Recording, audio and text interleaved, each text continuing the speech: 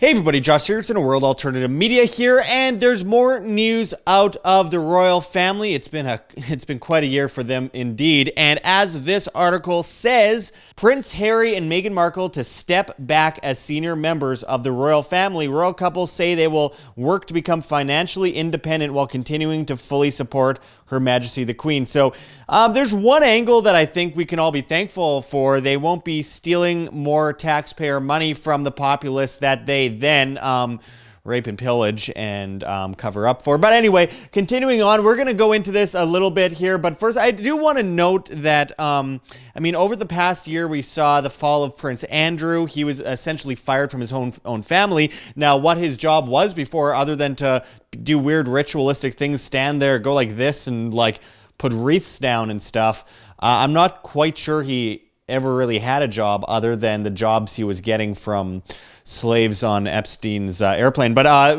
again, this is another example of how weird and out of place the royal family is in the year 2020. I mean, I know there's still a lot of people that are desperate to be led as slaves, but I mean, even the slaves, for the most part, are like, why is the royal family here other than to look nice and wave and go to public events and cut ribbons and stuff? It just doesn't even make sense. They technically don't have much power other than they can sign off on things, but, you know, parliaments can overthrow them. I mean, it's a really strange situation to be in 2020. And obviously, Meghan Markle was a huge actress for a while. She was on the show Suits. She did well. She was an all right actress. Then she left to go to Britain to marry Prince Harry. And what was interesting about that, of course, Harry's mother was murdered by his own family. But what was interesting about that was then the IRS went after Meghan Markle, tried to extort all of her funds away from her because she was renouncing her citizenship. And then they audited the royal family, which was kind of ironic because this is the same empire that caused the U.S. Revolution in the first place, over taxes and stuff. Anyway, that's another story entirely. Well, Meghan Markle was starting to get the Diana treatment. She was starting to get really upset about it, and she said in a recent interview she wishes people asked her if she was okay, which then prompted Hillary Clinton to go, "I want to hug Meghan Markle," and I can't even imagine anything more terrifying. Stupidly, Meghan Markle went and hung out with her for lunch. That's a whole other story and irrelevant. But now, after everything's come out about Epstein and how the royal family is being hit hard by this, as well as potential news on the horizon regarding Prince Charles's friendship with Jimmy Savile, who the royal family and BBC covered up for one of the most prolific pedophiles of all time. Now there's this news coming out. I'm going to go into the article here. It says, Prince Harry and Meghan Markle on Wednesday announced their own Brexit from the royal family. The Duke and Duchess of Sussex stunned their subjects with the announcement that they intend to step back from Buckingham Palace, divide their time between the United Kingdom and North America, and even start paying their own bills. The fact that they still call people subjects, like they're pawns, basically, peasants, it's ridiculous. Also, I should note that this is even a further step back than King Edward had done when he abdicated the throne back in December of 1936. Even he had a royal allowance, so I will have to say, okay, that's okay. But I mean, how much money has he saved up that he's taken from taxpayers? And that should be asked. Anyway, carrying on as it says, and I quote, after many months of reflection and internal discussions, we have chosen to make a transition this year and starting to carve out a progressive new role within the institution, they said in a statement. Carrying on, it says, and I quote, we intend to step back as senior members of the royal family and work to become financially independent while continuing to fully support Her Majesty the Queen. They are also planning to establish a new part-time home somewhere in North America. And I quote, this geographic balance will enable us to raise our son with appreciation for the royal tradition into which he was born, while also providing our family with the space to focus on the next chapter, including the launch of our new charitable entity, the couple said. It is far from a complete break. The couple, in a statement that was also posted to their Instagram page, insisted they would continue to collaborate with Queen Elizabeth II, Harry's grandmother, his father, Prince Charles, and brother, Prince William. In a statement remarkable for its chilly brevity, Buckingham Palace made it clear that it was not a done deal. And I quote, "Discussions with the Duke and Duchess of Sussex are at an early stage," the palace said. "We understand their desire to take a different approach, but these are complicated issues that will take time to work through." Because remember, they don't actually have their own freedom to make those decisions. They have to get full permission from the royal family, because it's still a cult, weird, creepy family that pulls a bunch of strings and tells people what they can or cannot do. I mean, if you look at Prince Charles's childhood, for example, it's pretty.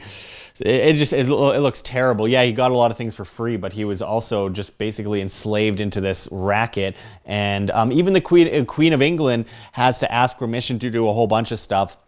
Even as queen, it's a weird cult, a ritualistic cult that they're in, that have rules that date back a ridiculous amount of time. It wasn't that long ago that they couldn't have divorces and they couldn't marry certain people if it wasn't approved by literally everyone, and like the Congress would like vote on it, or the Parliament would vote on it. It's just like crazy stuff like that.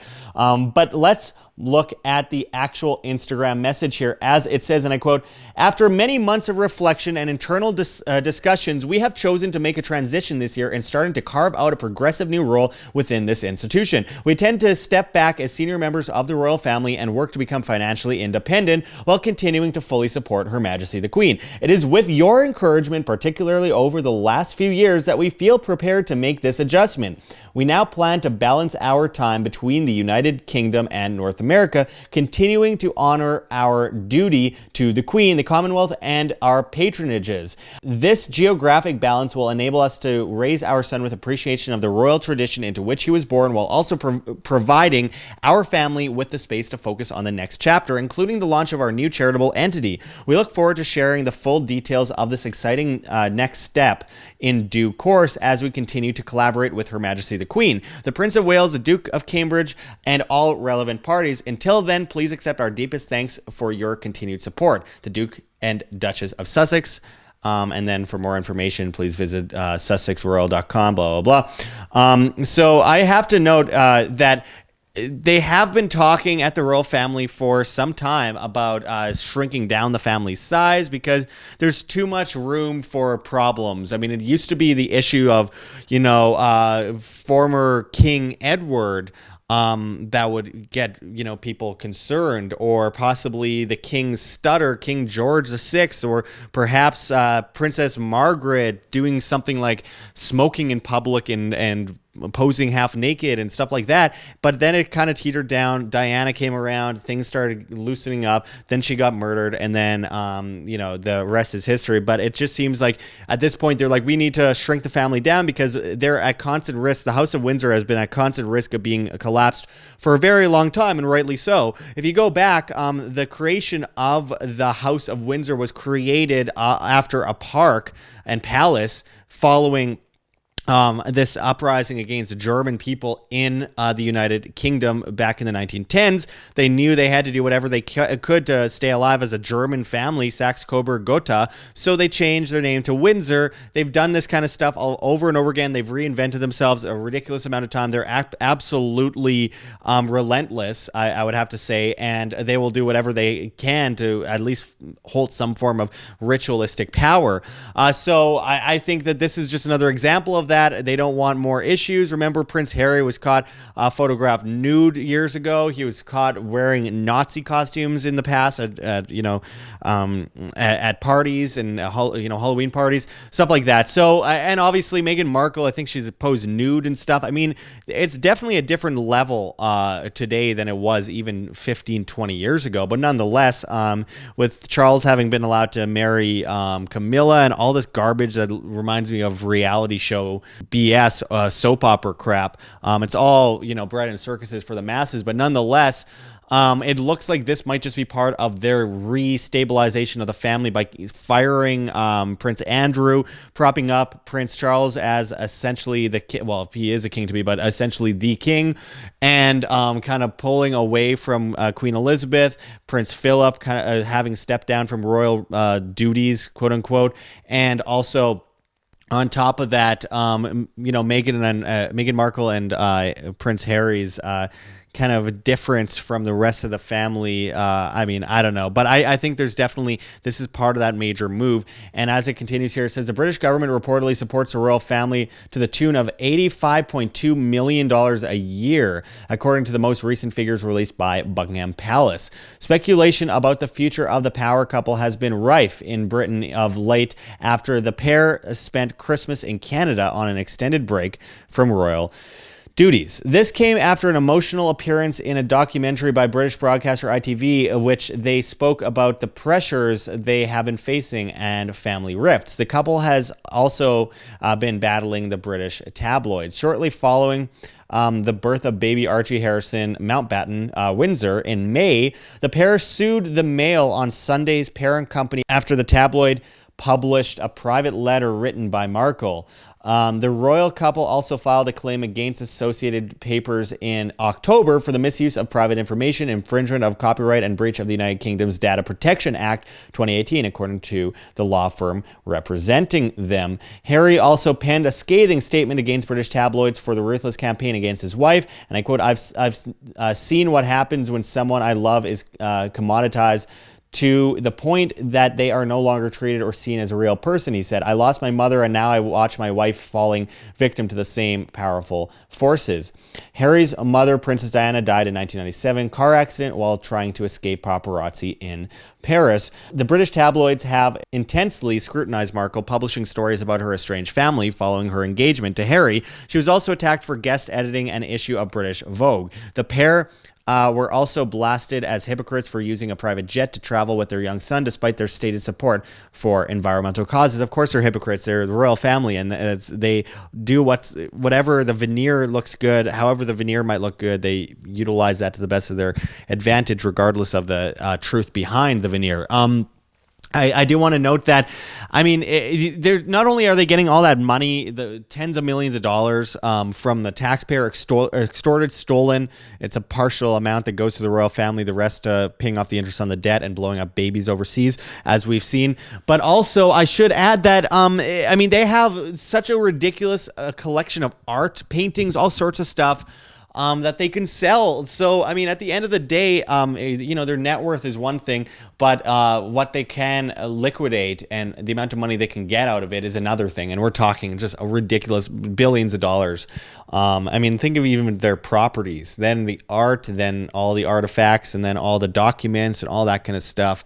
It's just unbelievably extensive. So you can only imagine. So I just wanted to do a story on this today, as it has been breaking and a lot of people have been talking about it. I want to give that insight. I mean, I've studied the royal family extensively. I could go into almost every year of the last 100 years and what they did at that time. But with that said, I don't want to. I really am not a fan of the royal family, obviously, as a voluntarist and someone that believes in freedom and individual liberty and, you know, independence. So I will point out, though, that this isn't the first and it won't be the last controversial issue regarding the family. I think that they are trying to adapt to new ages. Prince Philip was a big part of trying to get the royal family, the House of Windsor, on the main stage to appear more like everybody else. Obviously, that's all BS and isn't real or isn't reality. They aren't like everyone else. They are held up under these rituals as representatives of God and the main representative of God and the head of the Church of England. I mean, just which is total blasphemy, by the way. But nonetheless, this has been an attempt for a long time to normalize a family and make them seem like you and I, and they're not.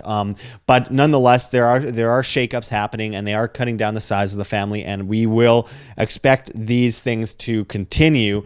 Nonetheless, I appreciate everyone joining us today. Make sure to check those links below. GoFundMe, Patreon, subscribe, start float.app, flote.app, and get one of these shirts. The revolution will not be YouTubed. All right. Anyway, that's enough of that. Go to our Teespring store. It is all linked below. I appreciate everyone joining us today. And until next time, this is Josh Sigurdson signing out from World Alternative Media. Find the truth, be the change, and like this video. Like what you see here, Wham! Don't forget to check the links below. GoFundMe, Patreon. We cannot do it without you guys. Every donation is extremely, extremely appreciated, as we're getting incredibly shadow banned. We've lost 80% of our audience since January of 2019 and counting. They are ripping us apart here on YouTube, and the only thing we could do in the meantime as we prepare for the next big step is to ask for help from the viewers that support our free information that we try to post on a daily basis. You can also find us on Subscribestar, where just $1 a month, that's all it takes, $1 a month is all it takes to truly make a huge difference. If everyone gave $1 a month, it would change everything for independent media, and we could win this information war, and we can defeat the mainstream medias eventually. And of course, on Subscribestar, we post subscriber-only content that you'll only see on Subscribestar. So make sure to pledge there, become a Patreon. That makes a huge difference, guys. And also, don't forget to check out our Bitcoin address below in the comments and description, as well as on the screen for you to scan if you please. And also, don't forget to subscribe to us on the alternatives. We will likely be deleted by YouTube in the next 2 years. It's already happening on a vast scale, so make sure to find us on float.app. That's flote.app. at Josh Sigurdson, as well as at Wham, W-A-M. Float.app is replacing every social media, and I mean, it's just incredible the opportunities it provides for not just creators, but for the average person who wants to get away from these nannies telling them what they can or cannot see. They plan to replace Facebook, Twitter, YouTube, Twitch, Tumblr, Reddit, and Patreon. You could subscribe to us on Float and pledge with cryptocurrency. It's really innovative. We are also on BitChute at World Alternative Media, as well as so many others, Minds, PocketNet. You can find us at World Alternative Media on Instagram. There's many options. And finally, don't forget to join us at Anarchapulco 2020, the famous event, the best liberty event known to mankind, other than perhaps Anarcho Vegas 2020. There are 2 major events coming up that we are extremely excited about, and you can use promo code WHAM, that's W-A-M, and save 10% on your tickets to these legendary conferences. There's so many amazing people speaking there. You won't want to miss it. So make sure to support in any way you can, even if it's just sharing our videos, pressing like, pressing to be notified. Anything helps, folks. You are the change you wish to see. Thanks for watching, everyone. And until next time, this is Josh Sigurdson signing out from World Alternative Media. Find the truth, be the change.